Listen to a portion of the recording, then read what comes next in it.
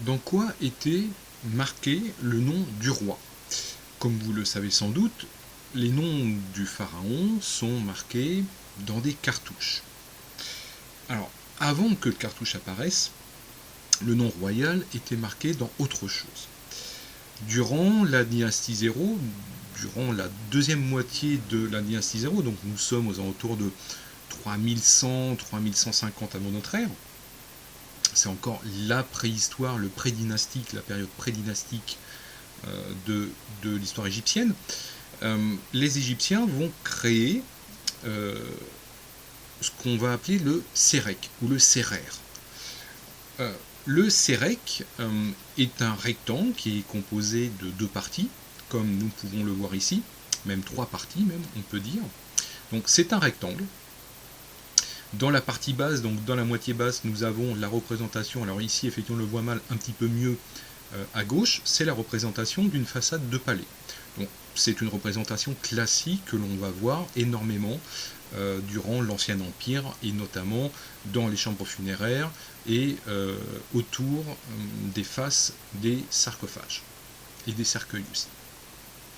Dans la partie haute, nous avons quelques signes hiéroglyphiques, il s'agit du nom du roi.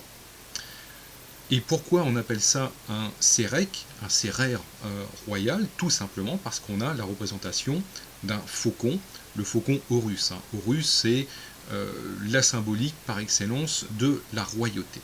Alors, durant plusieurs siècles, le sérek sera le moyen d'inscrire le nom du roi. Le nom du roi a le privilège d'avoir son nom dans un symbole royal qui marque sa puissance et la protection divine envers le roi et envers son nom.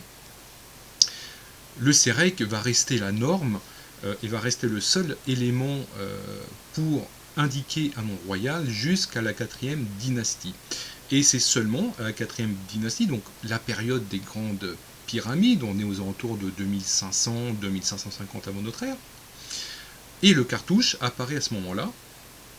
Il s'agit d'un ovale, alors ici nous avons un bel exemple datant de la 18e dynastie du Nouvel Empire, un bel exemple de cartouche, donc c'est un ovale, il s'agit d'un ovale, avec une base formée d'une ligne, en fait, d'une ligne droite, sur laquelle repose l'ovale. Et dans cet ovale, qu'est-ce qu'on va retrouver? On va retrouver effectivement le nom du roi. Alors ici, il s'agit de Toutmès, de Toutmoses. Voilà. Donc là, effectivement, Thoth, ici, est Mès. Voilà. Donc le signe Mès et le signe Thoth qui donne Tothmès. Alors ce changement, effectivement, c'est déjà un changement d'idéologie, c'est un changement de paradigme en fait du pouvoir royal, mais ce n'est pas pour autant que le sérek va disparaître. En fait, le sérek va rester dans ce qu'on va appeler la titulature royale. En fait, un des noms royaux sera composé par le sérek. La norme du cartouche, donc l'utilisation du cartouche, se fera jusqu'à la fin de la période romaine. Rappelez-vous que même les empereurs romains avaient droit à leur cartouche.